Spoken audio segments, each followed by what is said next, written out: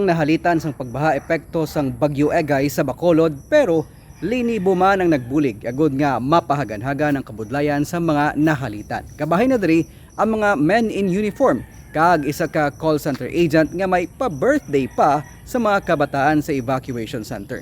Aton balikan ang istorya sang ila pagkabaganihan sa sini nga episode sang Baganihan.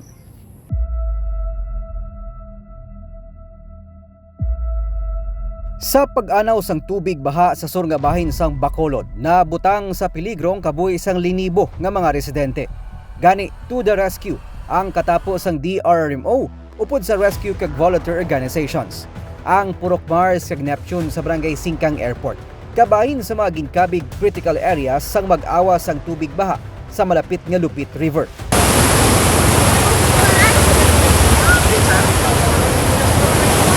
Ang Dalan Araneta sa tubang sang Gaisano City Mall, temporaryo nga hindi maagyan sa mga salakyan tungod sang baha.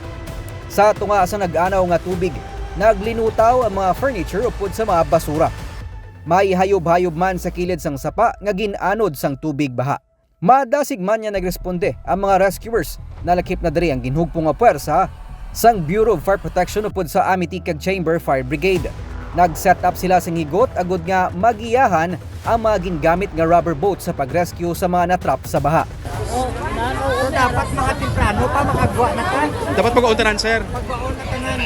Tagaliog man ang tubig baha sa barangay Pahanukoy kag Sumag. Pero wala diri nalingkang ang mga bumbero, kaupod ang Philippine Coast Guard kag mga volunteer organizations na nakayuhom pa samtang nagapang-rescue ilabi na sa mga kabataan. 901 snorkel. Samtang masako ang kadamaan sa mga emergency medical responders sa sur, masako man naging evacuate sang katapos ang DRRMO. Upod ang Mountain Tigers Search and Rescue Bacolod ang mga pumuluyo sa Barangay 39. Halos maglapaw na ang tubig baha sa mga puluyan. Ang sa dalom niya, ubos sila ya lutaw yung pamalay na. Kahit nabuhang ang pader sang Southville, gigubaya pagkato sa squatter.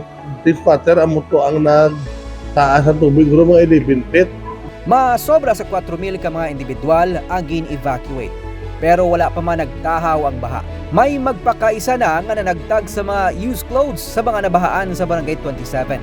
Suno kay Chiki Genovea, upod ban siya magulang nga lalaki, nakapanghatag man sila sang food packs sa malapit isa kagatos nila nga mga kaingod balay nga nahalitan sang baha.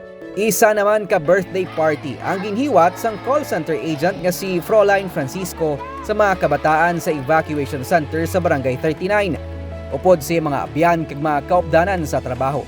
Ginlingaw nila ang mga pamilya, ilabi na mga kabataan agud bisan paano mabuhina ng ila ginapangatubang nga kabudlayan. Every birthday namon nga like gagba kami, ga out of town, upod sa mga friends man namon. Pero like do gusto ko gid lang mag-give back man sa iban nga tao, especially sa mga bata kag sa seniors, especially sa seniors. Do wala feeling ko wala pa sila ka panyaga. So do nakita ko sa iban nga tsura sa mga bata nga nalipay gid sila nga may nagatag naman sa mga pagkaon sila. Istorya ni Fräulein na paminsaran niya nga magpasalamat sa makaako. Paagi man sa pag-share sa iya masarangan para sa mga nabahaan sa baylo nga maggasto para sa paghiwat sang kaadlawan. Last 2 months ago, sir, I was actually bago lang ako naoperahan due to my pregnancy. So, nag-struggle man ko. And with the help man sang mga family ko and other relatives. So, was able man to overcome. Besides to give back to pasalamat. Pasalamat. Kapoy siya pero fulfilling. Kanang isang feeling.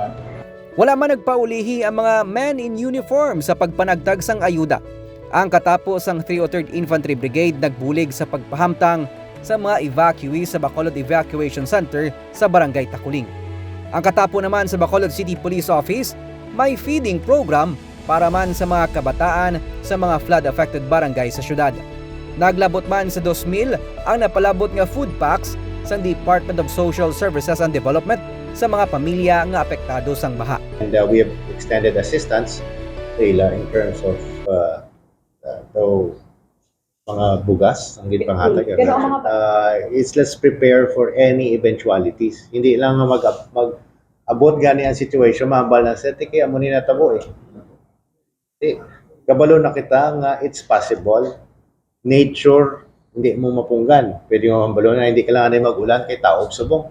Hindi ka makakambal sina. So, preparahan ta na lang gid and let's make mga engineering solutions para hindi na matabo liwat. Ang pagbinuligay isang kadamaan para sa mga nabahaan, ang gindayaw naman sa mga netizens. Libi man ini nga ginpasalamata ni Mayor Albi Benitez nga nagdayaw man sa tanan nga nangisog kag nagbulig sa tion sang kalamidad. Sa karon, padayon man ang paghimo sang tikang sang local government unit kag mga ahensya sang gobyerno agod nga masolusyonan ang problema sa baha. Hindi mo kinahanglan mangin gamhanan o kon may ikasarang agod makabulig sa imo isig katawo. Bisan ako o kon ikaw, pwede mangin baganihan. Ako si Nico Delfin, magadala sa mga istorya sang paglaom kag pag-asa sa kada simana.